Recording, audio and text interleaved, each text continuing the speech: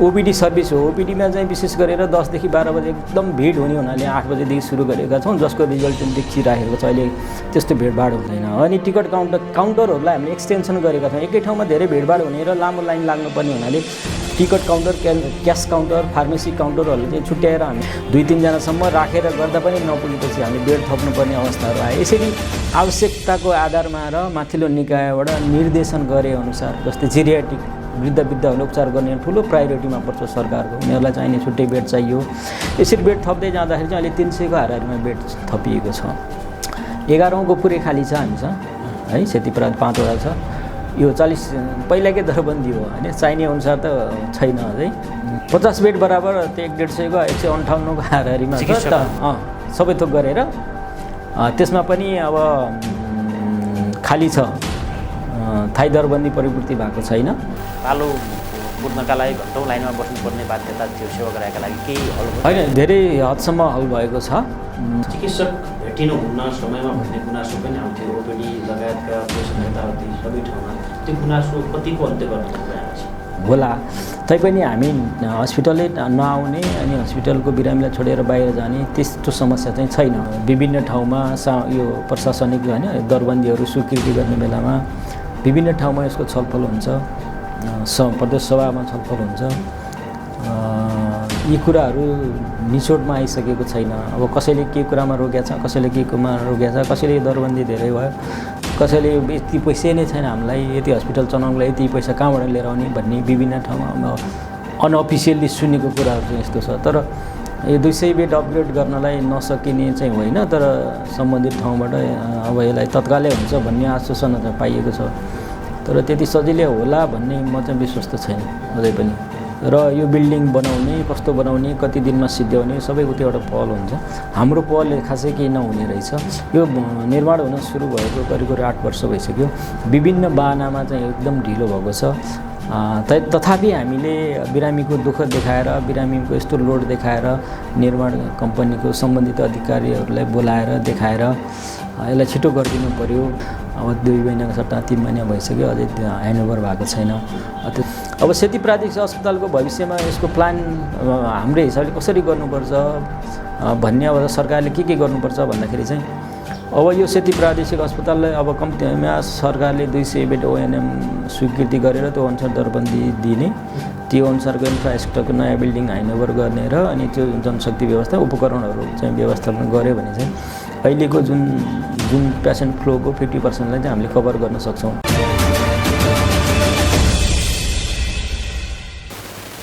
नमस्कार, एसटिभी टकमा स्वागत छ। हामी समसामयिक विषयमा केन्द्रित रहेर कुराकानी गर्ने गर्दछौँ।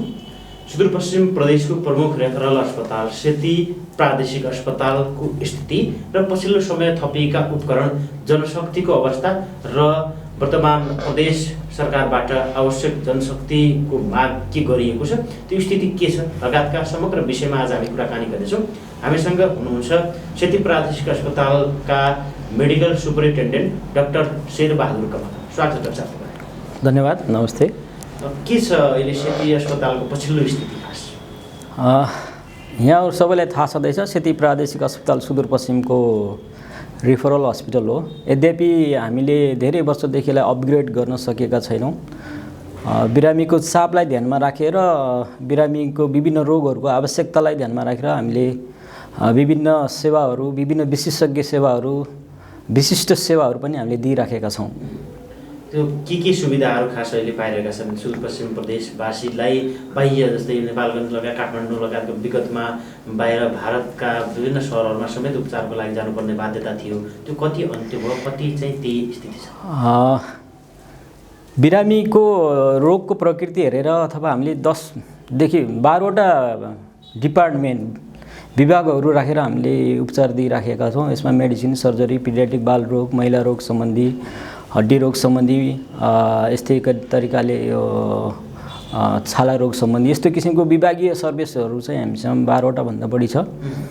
त्यसबाहेक हाम्रो स्पेसल क्लिनिकहरू हुन्छ, जस्तै एचआइभी भएको बिरामीलाई दिने, टिबी भएको बिरामीलाई दिने, खोप सम्बन्धी सेवाहरू, यस किसिमकोले हामीले विशेष किसिमको सेवा युनिट अथवा क्लिनिकहरू राखेर हामीले उपचार गरिरहेको छौँ। यसको 10-12वटा त्यस्ता छुट्टा छुट्टी युनिटहरू छन्।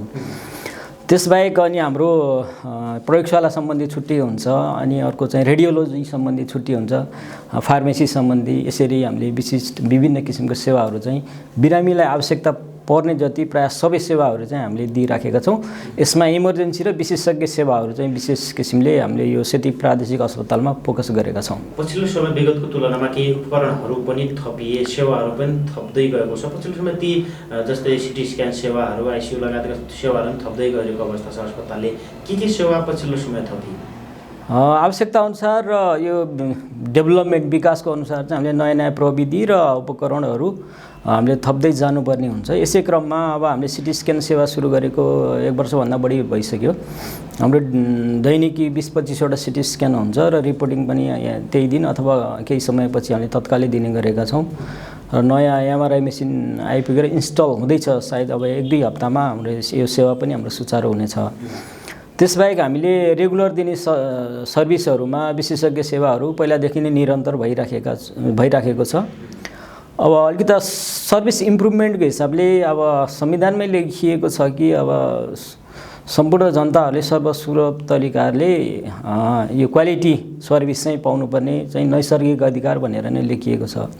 त्यो हुनाले यो सुविधालाई बिरामीलाई सर्वसुलभ तरिकाले कसरी हामीले सेवा दिन सकिन्छ भन्ने हिसाबले चाहिँ हामीले केही सर्भिस इम्प्रुभमेन्ट एक्टिभिटीहरू हामीले गत 2-3 महिनादेखि गरिराखेका छौँ, जसको रिजल्टहरू चाहिँ अब मैले भन्दा नि यहाँसम्म बिरामीले र अभिभावकहरूले, बिरामीसँग आउने सहभागीहरूले, यहाँहरूले नै भन्ने हो।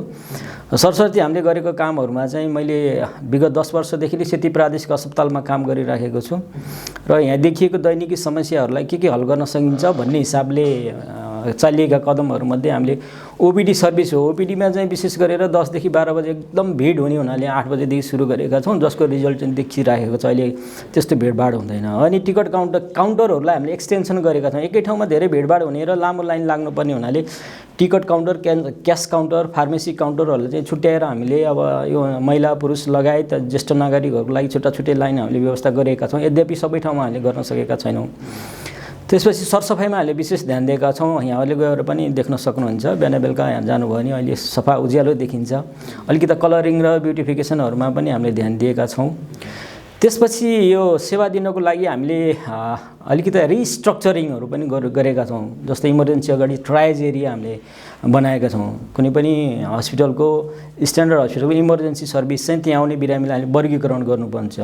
एकदम कडा खाल्ला हामीले रातो, त्यसपछि येल्लो, त्यसपछि ग्रिन, कोही त्यहाँ अब मृत भएर नै आएको हुन्छन् उनीहरूलाई ब्ल्याक भनेर हामीले 4 किसिम वर्गीकरण गरेर त्यही अनुसार हामीले उपचार गर्नुपर्ने हुन्छ। उदाहरणको लागि चाहिँ रेड जोनको बिरामीहरू, रेड एरिया भनेको एकदम धेरै सिरियस बिरामी, कोही बेहोस भएर आएको, ब्लिडिङ भएको, हैन, प्रेसर एकदम कम हुने, यस्तो बिरामीहरूलाई चाहिँ हामीले रेड जोनमा राखेर तत्काल विदिन 5 मिनट छिट्टो जतिसक्दो छिट्टो उपचार गर्छौँ भने त्यो क्याटेगोरी अनुसार हामीले उपचारमा अलिक वर्गीकरण गरेर बिरामीलाई सुविधा दिने प्रयास गरेका छौँ। यहाँहरूले सुनिराख्नु भएको होला ओटी लिस्ट चाहिँ हाम्रो अपरेसनको चाहिँ 2 वर्षभन्दा पछि डेट लेखियो भनेर विभिन्न मिडियाहरूमा आइराखेको हुन्छ।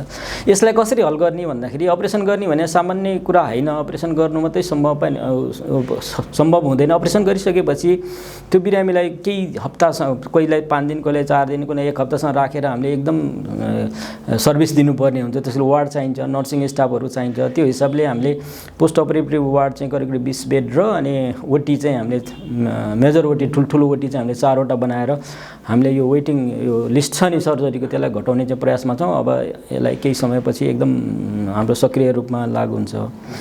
त्यसपछि अब सर्भिस इम्प्रुभमेन्टकै कुरा गर्ने हो भने अब हामीले फार्मेसीलाई एक्सटेन्सन गरौँ, ल्याबलाई छुट्टै बिल्डिङमा राखेका छौँ। अनि यो सर्भिस दिनको लागि चाहिँ हामीले स्टाफ मोटिभेसनहरूको पनि गर्नुपर्ने हुन्छ। अब दुःख गरेर काम गर्ने, नाइट ड्युटी गर्ने, जस्तै अब विशिष्ट सेवा दिने जस्तै गाइनोकोलोजिस्ट, रेडियोलोजीहरूमा चाहिँ इन्सेन्टिभ बढाएर काम गर्ने स्वास्थ्य कर्मीहरूलाई पनि हामीले अलिकति मोटिभेसन गरेका छौँ, जसको रिजल्टहरू आइराखेको छ। अर्को हाम्रो हस्पिटल गभर्नेन्स हुन्छ। कुनै पनि हस्पिटल एउटा अर्गनाइजेसन हो, यसमा चाहिँ सुशासन लगायत विभिन्न कुराहरूमा हामीले ध्यान दिनुपर्ने हुन्छ। अस्पतालको आउने कर्मचारी, अस्पतालको कर्मचारीहरूले पनि नियम पालना गर्नुपर्ने हुन्छ। यसको लागि हामीले डेली मिटिङ हुन्छ 10 बजे। त्यसमा चाहिँ हामीले दिनभरिमा कति बिरामी आयो, कति चाहिँ सिरियस बिरामी भयो, कति अपरेसन गर्यो, कति डेथ भयो अथवा रिफर गर्नु पर्यो भने कुन हस्पिटलमा के कारणको लागि हाम्रो हस्पिटलमा किन सेवा नभएर हो कि भन्ने कुराहरूको डिस्कसन हुन्छ। कुनै सिरियस बिरामी छ भने त्यो बारेमा पनि डिस्कसन हुन्छ। कुनै समस्या देखा पर्यो अथवा हैन अब पानी अथवा कुनै पानी आएन अथवा कुनै ठाउँको फोहोर सरसफाइ राम्रोसँग भएन भन्ने विभिन्न कुराहरू समस्याहरू हुन्छन्। कुनै उपकरण बिग्रियो भने चाहिँ हाम्रो एकदम ठुलो डिस्कसन हुन्छ, जसलाई चाहिँ तत्काल समाधान कसरी गर्ने भन्ने कुराहरू त्यहाँबाट निचोड निस्किन्छ। यसरी हामीले मर्निङ कन्फरेन्स भन्छौँ, 10 बजे गर्छौँ। त्यसपछि रेगुलर हस्पिटल म्यानेजमेन्ट कमिटी छ, विकास समिति हुन्छ है, उनीहरूसँग हामीले नियमित महिनाको एकचोटि जस्तो अहिले 3 चोटि मिटिङ बस्यौँ यसलाई कसरी इम्प्रुभ गर्ने भन्ने हिसाबले। अनि हाम्रो हायर अथोरिटी भने सामाजिक विकास मन्त्रालय, प्रदेश सरकार हुन्छ। विभिन्न समयमा हाम्रो हस्पिटलको लागि कसरी राम्रो गराउने, अपग्रेड कसरी गर्ने, विभिन्न कुराहरूमा चाहिँ हाम्रो कोअर्डिनेसन पनि भइरहेको हुन्छ। यसको साथसाथै हाम्रो ल्याटरल सहयोगी संस्थाहरू हुन्छन्, GIZ जसले चाहिँ सरसफाइलाई विशेष ध्यान दिएको छ। अरू UNFPA लगायत WHO लगायत अर्गनाइजेसनहरूसँग हाम्रो रेगुलर मिटिङ हुन्छ। यस्ता किसिमको कामहरू भइराखेका छन्। अब जुनलाई अहिले छोटो समयमा हामीले ठुल्ठुलो काम होइन कि सानो सानो कुराले नि जसलाई सर्भिस दिनको लागि बिरामीहरूलाई चाहिँ सहज पुग्ने हिसाबले चाहिँ गर्न सुरु गरेका छौँ। टेलिमेडिसिन सेवा पनि सुरु चाहिँ के हो, कस्तो सेवा? टेलिमेडिसिन सेवा यो विभिन्न मैले सर्भिस युनिटहरू भने त्यसमध्ये एउटा युनिट हो टेलिमेडिसिन सेवा। अब सुदूरपश्चिम दुर्गम प्रदेशमै पर्छ। दुर्गम विशेष गरेर पहाडी ठाउँहरूमा चाहिँ विशेषज्ञ चिकित्सकहरू हुनुहुन्न, भए पनि नियमित रूपमा पाइँदैन। त्यो एरियामा विशिष्ट सेवा अथवा विशेषज्ञ सेवा चाहिने बिरामीहरू हुन्छन्, जुन चाहिँ तत्कालै आउन नसक्ने अथवा त्यही बेलामा चाहिने हुनसक्छ जुन सल्लाह बिरामीलाई कसरी उपचार गर्ने भन्ने कुराहरू।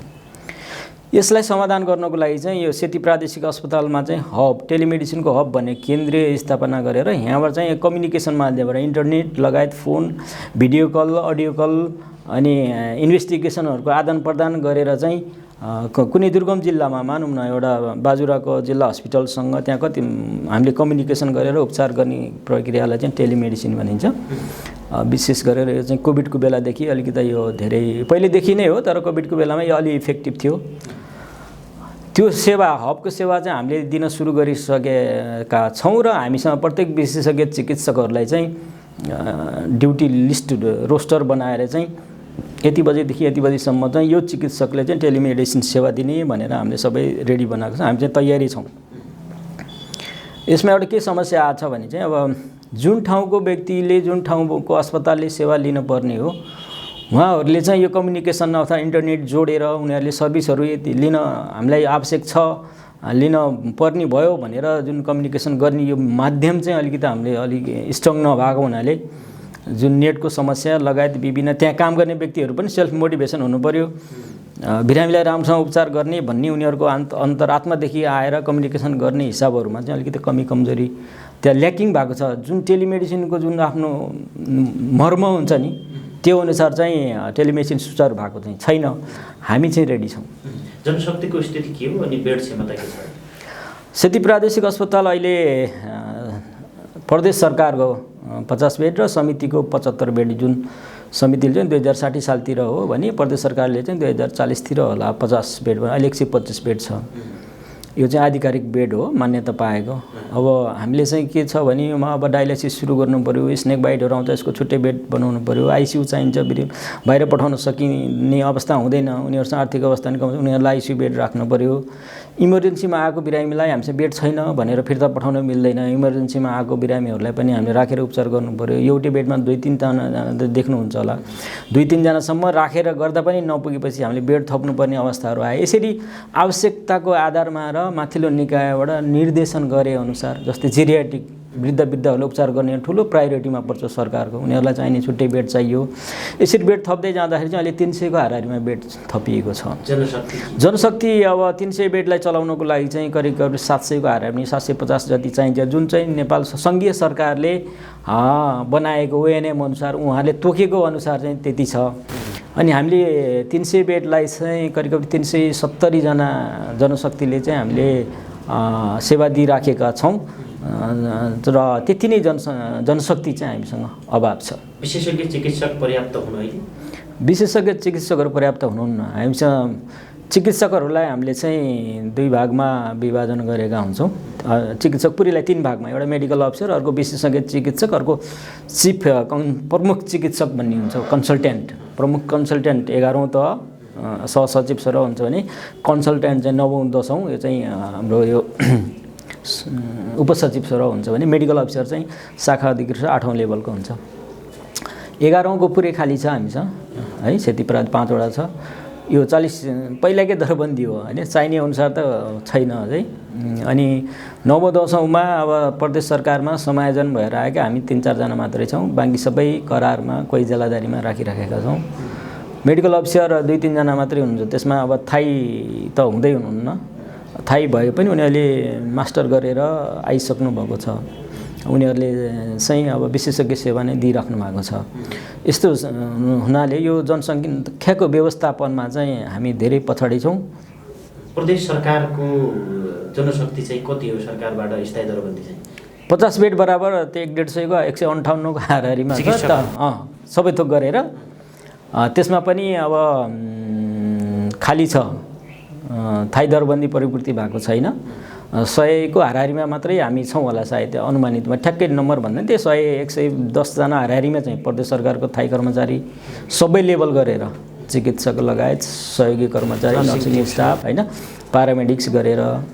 समितिको थाई 30-32 जना हुन्छ, बाँकी सबै करार र अनि दैनिक जिल्लादारीको हिसाबमा काम गर्नुभएको छ। अर्को चाहिँ सङ्घीय सरकार लगायत प्रदेश सरकारले यो कार्यक्रम अनुसार चाहिँ जनशक्ति राख्नुपर्ने हुन्छ। जस्तै आमा सुरक्षाको लागि, मातृ शिशु व्यवस्थापनको लागि हामीसँग दिनको 30 जनाको हाराहारीमा डेलिभरी हुन्छ। त्यो अनुसारको दरबन्दी हामीसँग छैन। अनि सरकारले चाहिँ छुट्टै बजेट बनाएर आमा सुरक्षा कार्यक्रमले इफेक्टिभली सञ्चालन गर्नु है भनेर केही बजेट पठाउनुहुन्छ, जसले गर्दाखेरि चाहिँ हामी विशेषज्ञ चिकित्सक राख्छौँ। त्यसबाट नर्सिङ स्टाफ, तालिम प्राप्त नर्सिङ स्टाफहरू अनि सहयोगी स्टाफहरू, अनि त्यसलाई चाहिने औषधिहरू पनि त्यही बजेटबाट खर्च गरेर हामीले विशेषज्ञ सेवा जुन प्रायोरिटीमा राखेको, सरकारले प्रायोरिटीमा राखेको र बजेट पनि पठाएको जुन कार्यक्रमहरूमा चाहिँ त्यसरी पनि हामीसँग चिकित्सक र स्वास्थ्यकर्मीहरू हुनुहुन्छ।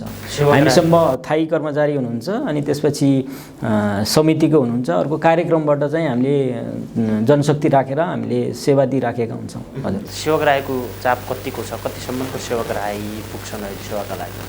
यो स्वास्थ्य बिमा सुरु भइसकेपछि स्वास्थ्य बिमा पनि एउटा हाम्रो सर्भिस युनिटमा पर्छ, मैले अघि छुट्याएँ। अब स्वास्थ्य बिमाले चाहिँ बिरामीको चापलाई सेती प्रादेशिक अस्पतालमा पछिल्लो 3 वर्षको डाटा हेर्ने हो भने चाहिँ अब स्वास्थ्य बिमा लागू हुनुभन्दा अगाडि चाहिँ 50-55 हजारमा वार्षिक ओपिडीमा आउनुहुन्थ्यो भने स्वास्थ्य बिमा लागू भइसकेपछि त्यसलाई 70,000 80,000 पुगेर अहिले चाहिँ वार्षिक ठ्याक्कै 2,30,000 30-35 हजार 2-3 गुणा 4 गुणा भन्दा पनि बढी चाहिँ हाम्रो ओपिडीको सर्भिस बढेको छ। भनेपछि चाप बढ्यो, एक्कासी धेरै चाप बढ्यो, जनशक्ति त्यो अनुसार हामीले थप्न सकेका छैनौँ। यो चापलाई धान्न कति जनशक्ति आवश्यक पर्दो रहेछ? ठ्याक्कै यसको डबल चाहिन्छ।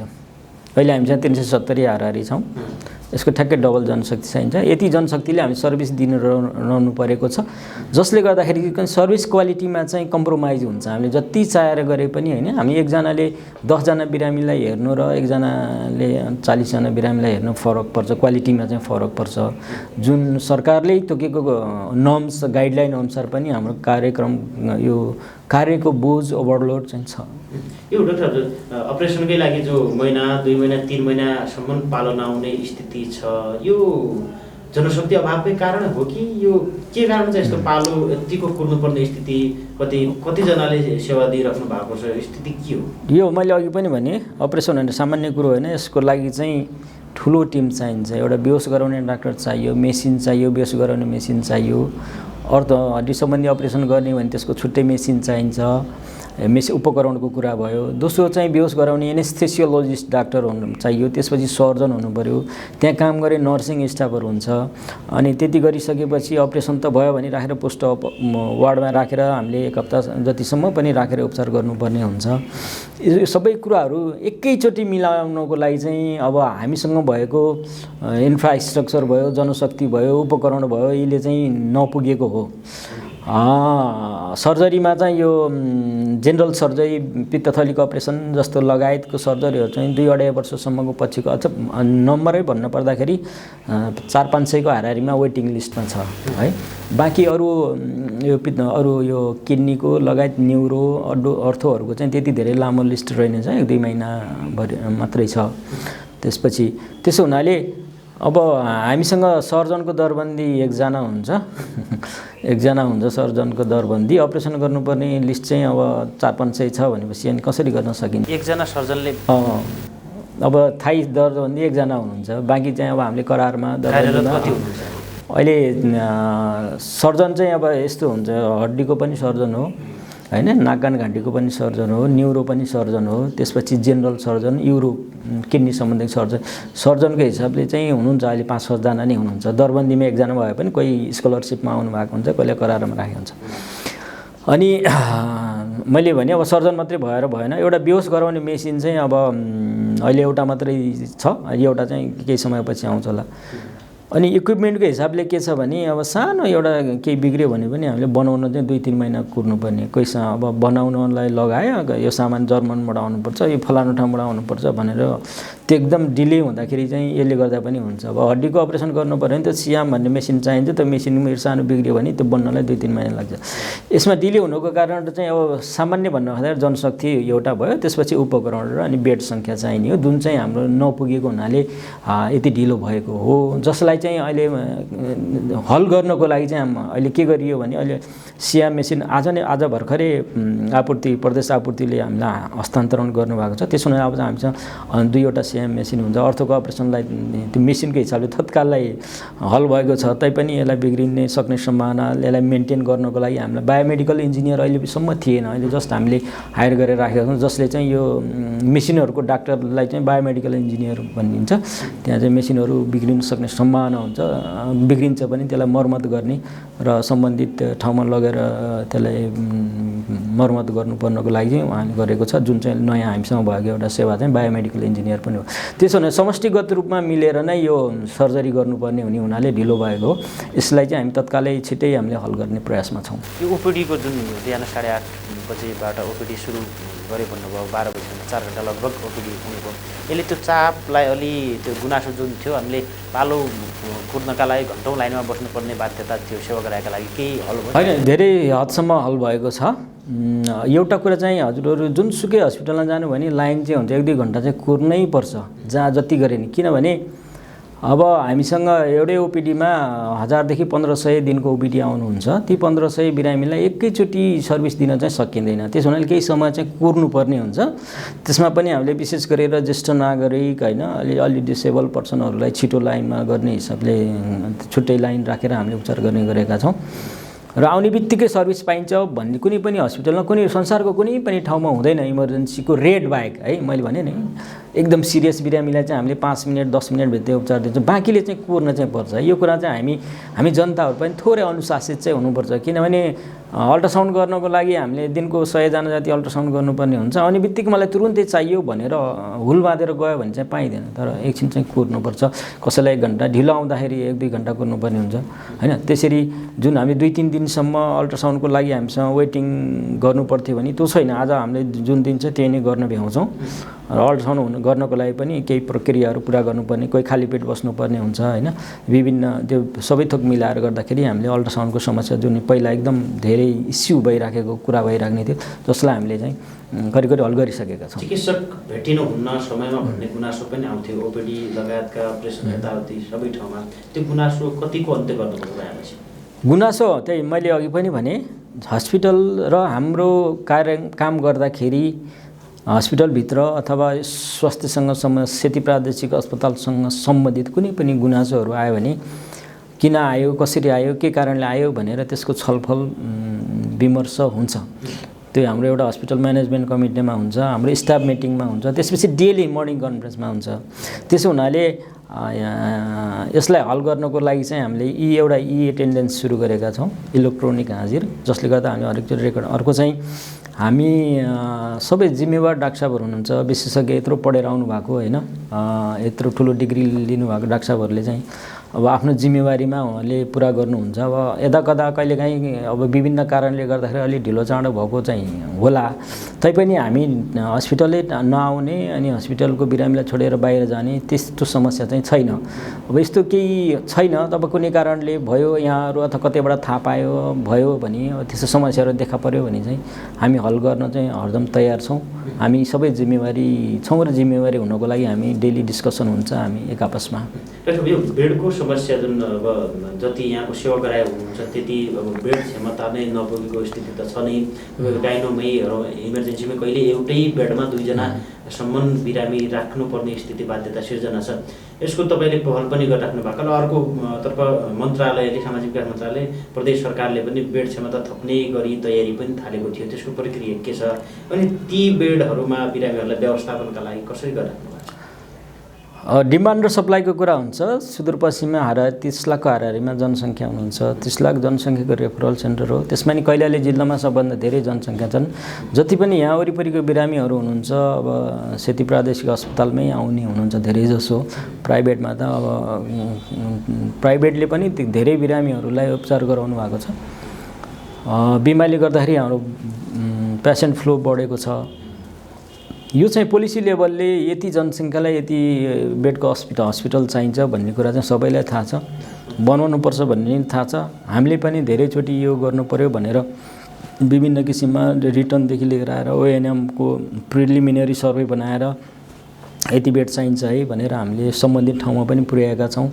हामी आफै गएर डेलिगेसन गरेर डिस्कसन नै गरेका छौँ र अहिले चाहिँ कम्तीमा पनि 200 बेडको ओएनएम चाहिँ अहिले स्वीकृति भएर सेती प्रादेशिक अस्पताललाई अपग्रेड गर्ने कुराको चाहिँ अलि डिस्कसन र छलफल भएको देखिन्छ र तथापि यसलाई विभिन्न मन्त्रालय अब ओएनएम स्वीकृति गर्दाखेरि आर्थिक मन्त्रालयदेखि लिएर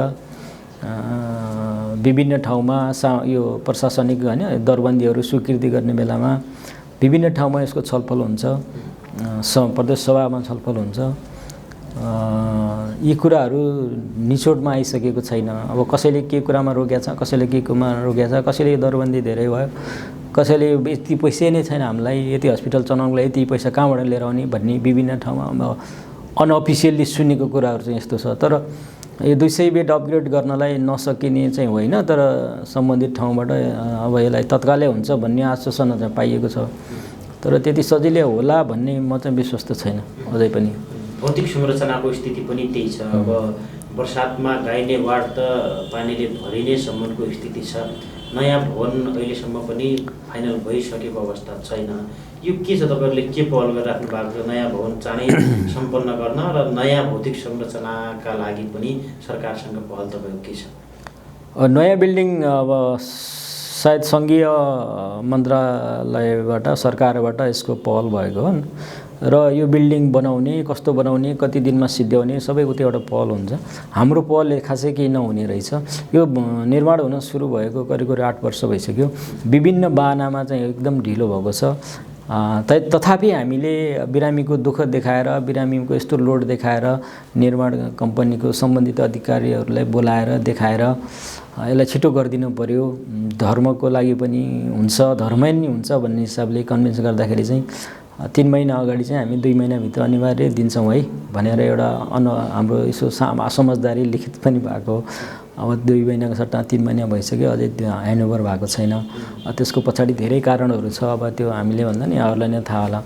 त्यसो हुनाले अब यो डिले यो हस्पिटललाई न्यू बिल्डिङ अब ह्यान्डओभर गर्नको डिले भएको कारणले गर्दाखेरि हामीलाई के समस्या पर्यो भने एउटा नयाँ बिल्डिङ आउँछ कि भन्ने आशले गर्दाखेरि अरूलाई बनाउन पनि खर्च गर्ने कुरो नि भएन र त्यसले गर्दाखेरि तत्कालै अब हामीले धेरै खर्च गर्ने हामीसँग प्रदेश सरकार र अस्पतालमा एक्स्ट्रा बजेट पनि नभएको हुनाले इन्फ्रास्ट्रक्चर चाहिँ हामीसँग एकदम धेरै अभाव छ र जुन हस्पिटलको लागि चाहिने इन्फ्रास्ट्रक्चर छुट्टै हुन्छ क्या। अब आइसियु राख्न पर्यो भने आइसियु यति स्क्वायर फिटको बेड चाहिन्छ, आइसियु वरिपरि नर्सिङ स्टेसन, डक्टर स्टेसन, त्यहाँ पेसेन्ट काउन्सिलिङ रुम, बिरामी भिजिटरलाई बस्ने विभिन्न हुन्छ क्या गाइडलाइनमा। सरकारले त गाइडलाइनमा हुन्छ त्यो अनुसार नभएको हुनाले हामीले नयाँ थप्न पनि नसक्ने, नयाँ बिल्डिङ ह्यान्डओभर पनि हुँदा नि नहुने एउटा त्यो छ।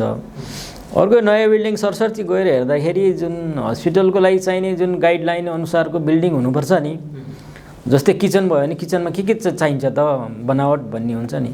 अब यो हस्पिटल हेर्दाखेरि नि खासै त्यो अब ओटीको लागि के चाहिन्छ अनि आइसियु बनाउनु पऱ्यो भने आइसियुको लागि कस्तो स्ट्रक्चर चाहिने हो, एरिया कत्रो चाहिने हो, त्यो अनुसारको इलेक्ट्रिसिटी अक्सिजन सप्लाई कसरी बनाउने हो भन्ने कुराहरू चाहिँ त्यहाँ रहेनछ। जसले गर्दाखेरि पछि हामीलाई बिल्डिङ ह्यान्डओभर गरे पनि कोरा कोठा मात्रै ह्यान्डओभर हुने, बाँकी त्यसलाई सेटअप गर्नको लागि पनि धेरै खर्च लाग्ने चाहिँ मैले देखेका छौँ। जस्तै अब पुरानो आइसियु छ त्यो पानी चुहिने, पहिला इन्सेफ्लाइटिस हल, अहिले नयाँ आइसियु अब त्यता सार्ने कि भन्ने यसो सरसर्ती हेर्दाखेरि आइसियु सेटअप गराउन नै थुप्रै खर्च लाग्ने मैले देखेको छु। त्यसो हुनाले कमसेकम बिल्डिङ ह्यान्डओभर गऱ्यो भने नि भित्रको सेटअपको लागि चाहिँ हामी अब प्रदेश सरकार अब समितिसँग हारगुहार गरेर हामीले त्यसलाई बनाउने नै छौँ। मुख्य कुरा चाहिँ यो भयो। अर्को अब यो पेसेन्ट फ्लो हजुरले भन्नुभयो, अब ओपिडीको त त्यत्रो भयो भने अब इन पेसेन्ट चाहिँ हाम्रो बेड सङ्ख्या 300 को हाराहारीमा हामीले बेड छ। बिमा सुरु हुनुभन्दा अगाडि हामीसँग 12-14 हजार प्रति वर्ष हामीले भर्ना गरेर उपचार गर्थ्यौँ भने बिमा सुरु भइसक्यो चाहिँ यो 20 हजार को हाराहारीमा पुगेको छ इन पेसेन्ट। त्यसो हुनाले पेसेन्ट अकुपेन्सी हाई भएर बिरामीलाई हामीले भर्ना गर्न नसकेको कारणले गर्दाखेरि दुःख पाउने, अब खर्च पैसा हुने त बाहिर गएर पनि गर्न सक्नुहुन्छ, नहुनेलाई चाहिँ ठुलो बाधा परेको छ। यो जसरी अब क्षतिको विकासका लागि भन्नुभयो, यो समग्र तर्फ तपाईँ अब मेसु भइसकेपछि तपाईँले नेतृत्वमा आइसकेपछि केही सुधारका काम गर्नुभएको छ, ती काम यी बिचमा कतिको सुधारतर्फ गए, भविष्यमा ती योजना के छ तपाईँ? अब सुधारको कुराहरू सरस्वती मैले आफूले गरेको कामहरू चाहिँ भनिसकेँ होइन। अब सुधार भयो कि भएन, पब्लिकमा यसको इम्प्याक्ट कतिको छ भन्ने चाहिँ यहाँहरूले अब 3-4 महिना अगाडि अस्पताल आउने बिरामी र अभिभावक र अहिले आउने अभिभावकलाई सोध्नुभयो भने थाहा हुन्छ होइन, हामीले त्यो गऱ्यौँ भनेर भन्ने कुरो भएन। मैले सरस्वती देखेको कुराहरू चाहिँ मैले भने ओपिडीदेखि हामीले गेटबाट छिर्नेदेखि नै बिरामीलाई कसरी सहज बनाउने भन्ने कुराहरू चाहिँ हामी लागिराखेका छौँ, जुन इम्प्याक्टहरू देखिएको छ। अब सेती प्रादेशिक अस्पतालको भविष्यमा यसको प्लान हाम्रो हिसाबले कसरी गर्नुपर्छ भन्ने अब सरकारले के गर्नुपर्छ भन्दाखेरि चाहिँ अब यो सेती प्रादेशिक अस्पताललाई अब कम्तीमा सरकारले 200 बेड ओएनएम स्वीकृति गरेर त्यो अनुसार दरबन्दी दिने, त्यो अनुसारको इन्फ्रास्ट्रक्चर नयाँ बिल्डिङ ह्यान्डओभर गर्ने र अनि त्यो जनशक्ति व्यवस्था उपकरणहरू चाहिँ व्यवस्थापन गऱ्यो भने चाहिँ अहिलेको जुन पेसेन्ट फ्लोको 50% चाहिँ हामीले कभर गर्न सक्छौँ। अनि अर्को समितिको पनि 75 बेड चाहिँ पहिलेदेखि नै छ, त्यसलाई 25 थपेर 100 बेड बनाइदिएर कमसे 300 बेड हुन्छ। 300 बेड भयो भने हामीले यसलाई सम्पूर्ण कामहरूको भविष्यमा हामीले paramedical college, nursing staff, HA, pharmacy, lab, radio लगायत सबै सञ्चालन गर्नको लागि पनि हामीले पर्याप्त बेड सङ्ख्या र पूर्वाधार हुन्छ। जनशक्ति चाहिँ यहीँ काम गर्नेलाई हामीले युटिलाइज गर्न सक्छौँ, त्यो एउटा गर्न सकिन्छ। करिब त्यसको लागि पनि हामीले सिटिभिटीमा हामीले यसको प्रोसेस चालिसकेका छौँ। अर्को 300 बेड भयो भने हामीले एमडिएमएस मास्टर डिग्रीको जुन पढाइहरू हुन्छ, सर्जरी, मेडिसिन, पिडियाट्रिक, गाइनी, यी के छ रेजिडेन्टहरूलाई चाहिँ हामीले पढाउनको लागि तत्कालै हाम्रो पूर्वाधार पुग्ने हुनाले त्यो क्लासहरू सुरु गर्न सकिन्छ। जस्तै अब गेटाले अब मेडिकल कलेज सुरु गर्नु पऱ्यो भने उसले 3 वर्ष कुर्नुपर्छ, तर हामीलाई अहिले त्यो 300 बेड सञ्चालन भएपछि हाम्रो त पहिल्यैदेखि चलिरहेको हस्पिटल हो भने हामीलाई सञ्चालन गर्न गाह्रो छ नि, एउटा त्यो हुन्छ। अर्को चाहिँ अब काठमाडौँको सरकारी अर्को वीर हस्पिटलको नाम्स लगायत अरू कलेजहरूले यहाँ रेजिडेन्टहरू तत्कालै पठाउन र यहाँ प्र्याक्टिस गर्न रेजिडेन्टहरूलाई पढाउनको लागि पनि यो ठाउँ उपयुक्त देखिन्छ। त्यसपछि अब विशेषज्ञ सेवा अब हाम्रो संविधान र अनि संरचना, सङ्घीय संरचना अनुसार चाहिँ प्रादेशिक अस्पतालले विशेषज्ञ सेवा दिने हो। विशिष्ट सेवा चाहिँ अब सङ्घीय अस्पतालले दियो भने राम्रो हुन्छ, काम डुप्लिकेसन हुँदैन, खर्च पनि कम हुन्छ। त्यो हिसाबले अब हेर्दाखेरि गेटा मेडिकल कलेज अथवा युनिभर्सिटी जे भने पनि त्यसले चाहिँ विशिष्टकृत दियो भने चाहिँ हामीले विशेषज्ञ हामीले दिन्छौँ र पालिका लेभलले चाहिँ बेसिक हेल्थ सर्भिस हुन्छ नि, बेसिक हेल्थ सर्भिस उहाँले दियो भने चाहिँ सर्भिस डुप्लिकेट पनि हुँदैन, बिरामीले सेवा पनि पाउँछ र खर्च पनि हुँदैन। जस्तै अहिले के भइरहेछ, गेटामा ओपिडी सुरु गरेछ, अल्ट्रासाउन्ड त्यहाँ पनि चाहियो, अल्ट्रासाउन्ड यहाँ पनि चाहियो, एउटा सिटी स्क्यान त्यहाँ नि चाहियो, यहाँ नि चाहियो, त्यहाँ पनि मेडिकल अफिसर चाहियो, यहाँ पनि सर्जन त्यहाँ पनि चाहियो, यहाँ पनि चाहियो। अब सामान्य अब मैले भने नि अघि डक्टरहरूको क्लासिफिकेसनमा चाहिँ एउटा मास्टर डिग्री गरे हुन्छ, अर्को चाहिँ पिएचडी सरको नि डाक्टर हुन्छ क्या। पिएचडी सर डाक्टरलाई चाहिँ अहिले विशिष्टकृत हुन्छ, जस्तै कार्डियोको जुन पेसमेकर राख्ने, मुटुको भल्भ फेर्ने, न्युरोसर्जरीको ठुल्ठुलो केसहरू, किडनी ट्रान्सप्लान्ट, लिभर ट्रान्सप्लान्ट, यस्तो केसहरू चाहिँ विशिष्टकृतमा पर्छ। यो चाहिँ गेटाबाट गरिदिने। बाँकी चाहिँ अब यो कार्डियो यो सम्बन्धी प्रेसर, सुगर, दम होइन, अनि यो पेटको सामान्य यो पत्थरी सम्बन्धी लगायत किडनीको सामान्य अपरेसनहरू चाहिँ यहाँ त्यही अनुसारको अरू सर्भिस विशिष्ट के अरे यो विशेषज्ञ सेवा चाहिँ स्थितिले दिने भयो। त्यसरी वर्गीकरण गरेर त्यो अनुसार गरे नसक्यो भने चाहिँ राम्रो हुन्छ। खास गर्ने चाहिँ यसरी नै हो, तर यो विभिन्न कारणले यो हाफाजाड भइरहेको छ, जसले गर्दाखेरि चाहिँ रिसोर्सको चाहिँ सही युटिलाइजेसन भएको छैन। अन्त भाइ यो अब सेती प्रादेशिक अस्पताललाई अस्पताल व्यवस्थापन समिति तपाईँको प्रशासनिक टिमले त काम गरिराख्नु भएको छ एकतर्फ, र सरकारी निकाय, गैर सरकारी निकाय, आम सबै सम्बन्धित यहाँसँग सरोकार राख्ने निकायले कस्तो सहयोग भइदियो भने चाहिँ यसलाई चाहिँ चाहेको जस्तो अस्पताल बनाउन सकिने स्थिति देख्नु भएको छ? पहिलो कुरो त यसलाई अपग्रेड गर्नु पऱ्यो, अस्पताल हो भनेर नामाकरण गरिदिनुपर्छ क्या। जस्तै यो चाहिँ अब बालक जन्मियो तर उसलाई नागरिकता नभएको जस्तै हो, किनभने 300 चलिरहेछ, अब 300 बेड हो भनेर भनिदिनु पऱ्यो सरकारले, एउटा त्यो नै भएन है। एउटा चाहिँ त्यो चाहिँ अपग्रेड गरिदिनु पर्ने हुन्छ। अनि सरकारले आफूसँग भएको स्रोत साधनलाई म्याक्सिमम युटिलाइजेसन गरेर सर्भिस इम्प्रुभमेन्टको लागि चाहिँ गाइडलाइन, पोलिसी, निर्देशनहरू चाहिँ अब मन्त्रालयबाट आउनुपर्छ। त्यो गर भनेको कामलाई गर्ने, एक्जिक्युसन गर्ने काम चाहिँ हस्पिटलको म्यानेजर, कार्यालय प्रमुखले हो। अब गाइडलाइन अनुसार काम गर्ने हो। हामीसँग अब निर्दिष्ट गाइडलाइन भयो भने त्यसलाई काम गर्ने, एक्जिक्युसन गर्ने काम चाहिँ यहाँको म्यानेजर अथवा कार्यालय प्रमुखले हो। त्यो अनुसार निर्देशन आयो। 300 बेड हस्पिटल चलाउनको लागि चाहिँ के जनशक्ति उपकरण र चाहिन्छ हामी दिन्छौँ, त्यसपछि चाहिँ तिमीले यसरी चलाउनु पर्यो भन्यो भने चाहिँ त्यो अनुसारको निर्देशन अनुसार चाहिँ उहाँले पर्याप्त मात्रामा स्टाफ, बजेट र उपकरण दियो भने त्यो अनुसार हामीले चलाउने हो। किनभने माथिल्लो निकायकोले नै हामीलाई निर्दिष्ट त्यो पोलिसी लेभलबाट होइन पोलिसी आउनु पऱ्यो नि, निर्देशन, त्यो अभावले गर्दाखेरि भएको एउटा त्यो आउनु पऱ्यो। अनि त्यो अनुसारको चाहिँ आवश्यक जनशक्ति र पूर्वाधार अनि चाहिँ बनाइदिनु पर्ने हुन्छ। त्यो गऱ्यो भने चाहिँ हामीले गर्न सक्ने हो। अर्को सहयोगी संस्थाहरू हुन्छ, हामी धेरै WHO, UNFPA, GIZ लगायत विभिन्नहरू यो। अर्को चाहिँ रोटरी क्लब, लायन्स क्लब होइन, जेसिस अनि रेड क्रस लगायत विभिन्नहरूको सहयोगी संस्थाहरू हुनुहुन्छ। यी संस्थाहरूले पनि उपयुक्त वातावरण पायो भने चाहिँ उनीहरूले आफूले काम गर्न सजिलो हुन्छ। त्यो वातावरण बनाउने चाहिँ हामीले हो। र अहिले हालसालै हामीसँग A ग्रेडको एम्बुलेन्स रोटरी क्लबले दिनुभएको छ। त्यो भनेको चाहिँ भेन्टिलेटर, डिफिब्रिलेटर लगायत अरू त्यहाँ आइसियुमा चाहिने सम्पूर्ण उपकरणसहित एउटा मिनी आइसियु जस्तै हो, जसलाई त्यहाँ बिरामी राखेर हामीले यहाँ नहुने उपचारलाई चाहिँ हुने ठाउँमा, जुन ठाउँमा योभन्दा ठुलो ठाउँमा लैजाने हो, आइसियु सहितको एम्बुलेन्सलाई चाहिँ A ग्रेडको भन्छ, त्यो हामीलाई दिनुभएको छ। हामीले केही बिरामीहरू चाहिँ यहाँबाट दिल्ली पनि पुर्याएर आइसक्नु भएको छ।